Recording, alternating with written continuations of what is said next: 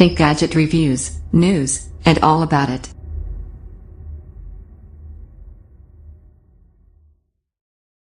Huawei P9 Plus review. Samsung took the already excellent Galaxy S7 and added a funky curved screen to make the S7 edge. Clearly the formula works, so Huawei has done something similar with the P9 Plus. It's a slightly bigger, slightly better take on the P9, gaining a few extra features but keeping the ones that matter, those two Leica-approved cameras on the back. They impressed us the first time around, but weren't enough to truly shake up our top 10. Will added AMOLED and 3D touch style shenanigans make the difference now? A soft touch. Wait, 3D touch? Yep, it's not just Apple with pressure-sensitive screens anymore. Huawei's Press Touch does pretty much the same thing as the tech you'll find on the iPhone 6s, so it knows the difference between a light tap and a forceful press. It'll let apps open context menus from their shortcuts, instead of opening properly and taking over the whole screen. Think jumping straight into the selfie camera, speed dialing a favorite contact, or making a calendar appointment without having to dig through a load of menus first. It's pretty seamless for the apps that support it, but that's the problem, not every app does. Pressure sensitivity is cool and all, but if you aren't using Huawei's built-in gallery, calendar, or messaging apps, Press Touch doesn't really have any use. Saying that, though, I love how pressing down on your pics in the gallery app brings up a magnifying glass for zooming in on details. It's perfect for checking that spur-of-the-moment snap is in focus before you hit the share button. It could be great if other app developers get on board with the tech, but right now Press Touch is a bit of a novelty. Screen test.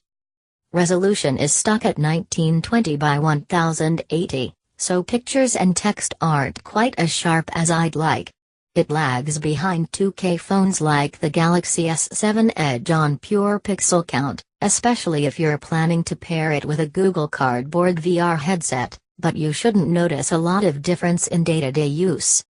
Still, even when stretched over 5.5 in, 1080p is detailed enough to give photos and videos some real punch.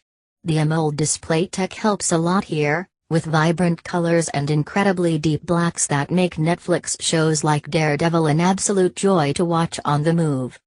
Bright sunshine would normally put an end to any street-side streaming sessions, but the P9 Plus does a great job of boosting brightness when you're outdoors. If you're not a fan of overly saturated OLED screens, you can tweak the color balance to bring those vibrant hues back under control. A lot of phones give you a basic slider, but here you've got fine grain control to pick the exact shade you want. To become one. Colors that pop off the screen are great for making your smartphone snaps looking good too, unless you're shooting with the P9 Plus other party trick. It's packing two cameras, just like its baby brother. You've got two 12MP sensors on the back, one takes color photos and the other is strictly black and white. There's less technical gubbins between scene and sensor in the monochrome camera, so it'll cope better with low light.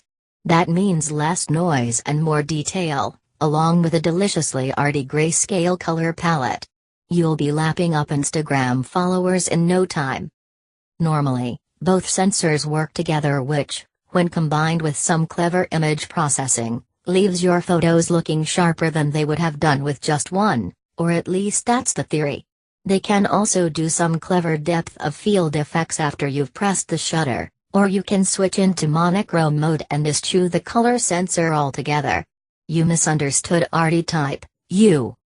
It's a unique approach to the whole one phone, two cameras thing, with HTC giving up on its depth-sensing twin-lens setup for the HTC 10 and LG going wide-angle for the G5. I'm a big fan of the black and white shots the P9 Plus takes, but don't let that Leica logo fool you, picture quality isn't the best. Sure, it's packing laser focusing and phase detection, but without optical image stabilization it lags behind the Galaxy S7 when it comes to nighttime shooting. Expect a bit of blur unless you've got seriously steady hands. The f/2.2 aperture doesn't help, either. The S7 Edge has a much wider f/1.7 sensor, which sees a lot more light per shot.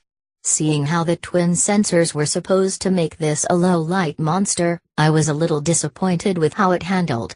At least the dual LED is beefy enough to give your shots a boost when there's just not enough natural light to get the job done.